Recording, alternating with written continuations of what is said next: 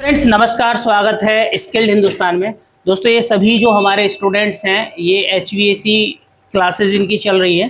तो आज हम इनको बता रहे हैं विंडो स्प्लिट एसी में। इन्होंने चिलर प्लांट पूरी तरह से सभी ने पढ़ लिया है, सभी ने चिलर प्लांट विजिट किया। आपको एक्सपेंशन वाल्व, इवेपोरेटर, कंडेंसर वो सारी चीज़ पता लग चुकी हैं। रेफ्रिजरेशन साइकिल्स वगैरह आपकी पता लग गई। आज हम स्प्लिट एसी की बात करेंगे। स्प्लिट एसी का जो इंडोर होता है उसमें कौन कौन से कंपोनेंट्स रहते हैं, किस तरह की वर्किंग रहती है, तो हम बात करते हैं। देखो सबसे पहले जो ये है हमारा स्प्लिट एसी का इंडोर है, तो हम इसका कवर हटाते हैं। सबसे पहले कवर हटाने के बाद में हम यहाँ पे देखते हैं कि यहाँ पे सबसे पहले जो हमारी हवा है, जो रूम की हवा हम सक करता है, सबसे पहले कांटेक्ट में आती है हमारे फिल्टर्स में। तो ये हमारे फिल्टर्स हो गए, ठीक है।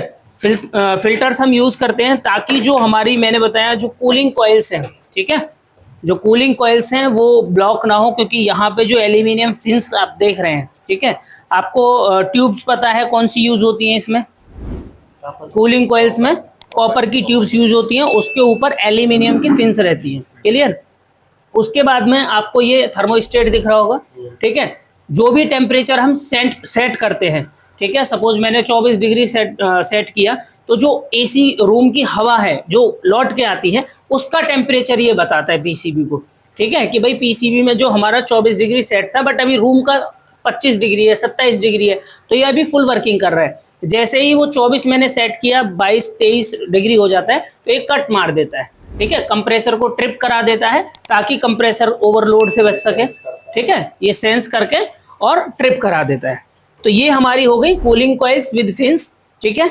उसके बाद में अगर इसको हम और ओपन करते हैं, ये हमारा एक सेंट्रीफ्यूगल ब्लोअर लगा है, ठीक है। ये ब्लोअर है, जो कि ब्लोअर का काम क्या होता है, ब्लोअर जो इवापोरेटर है, जैसे ये आपको मैंने कूलिंग कॉइल्स बताई, इसके अंदर चिल्ड रेफ्रिजरेंट आता है। अब चिल्ड रेफ्रिजरेंट कैसे आया, उसके लिए आप हमारी जो पुरानी वीडियोस हैं जिसमें रेफ्रिजरेशन साइकिल आपको बताई गई है, आप सभी को रेफ्रिजरेशन साइकिल पता है, कौन कौन से पार्ट्स रेफ्रिजरेशन साइकिल में यूज होते हैं, ठीक है। कंप्रेसर की वर्किंग आपको बताई थी, कंडेंसर का काम आपको बताया था, चिलर में एक्सपेंशन वाल यूज होता है, यहाँ पे कैपिलरी ट्यूब यूज होती है। छोटे जो भी होम अप्लायंसेस होंगे उसमें हम कैपिलरी ट्यूब यूज करेंगे।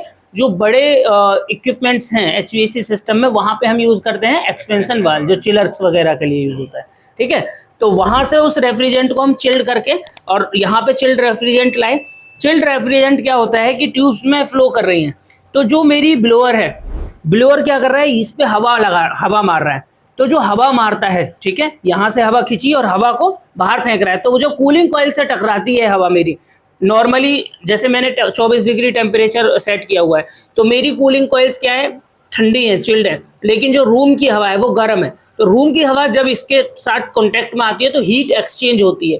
हीट एक्सचेंज होने के बाद में क्या होता है कि हवा जो मेरी ठंडी हो जाती है, ठीक है, यहाँ से एग्जिट कर देता है, यहाँ से इन करता है, ठीक है। जब आप देख लेंगे जो फिल्टर साइड होगी वो सक्शन है एयर का, कि एयर जहाँ से सक करेगी वहाँ हमेशा फिल्टर लगा हुआ, विंडो स्प्लिट कोई भी हो, ठीक है।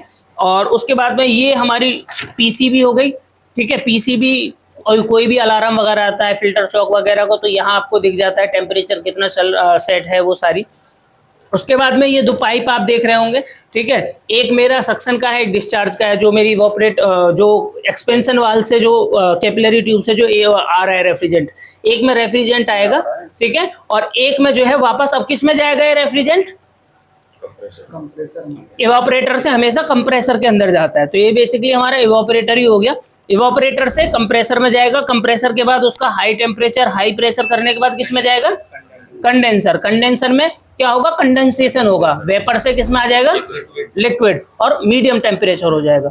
लेकिन जब यहाँ पे कैपिलरी ट्यूब से जब वो गुजरेगा तो उसका जो प्रेशर है वो रिलीज हो जाएगा और वो बहुत ज़्यादा चिल्ड हो जाता है रेफ्रिजरेंट, और चिल्ड होने के बाद फिर मेरा इवापोरेटर में आ जाता है। तो ये नॉर्मली जो मेरा पार्ट्स होते हैं एक इंडोर के अंदर, ये पार्ट्स होते हैं। बाकी दोस्तों अगर आपको ये वीडियो अच्छी लगी है तो आप हमारे चैनल को लाइक सब्सक्राइब कर सकते हैं। साथ ही साथ हमारा, अगर आपको भी इस तरह प्रैक्टिकली वीडियो सीखनी है तो आप हमारा जो बैच है, जो हर महीने 1 तारीख से स्टार्ट होता है, ज्वाइन कर सकते हैं।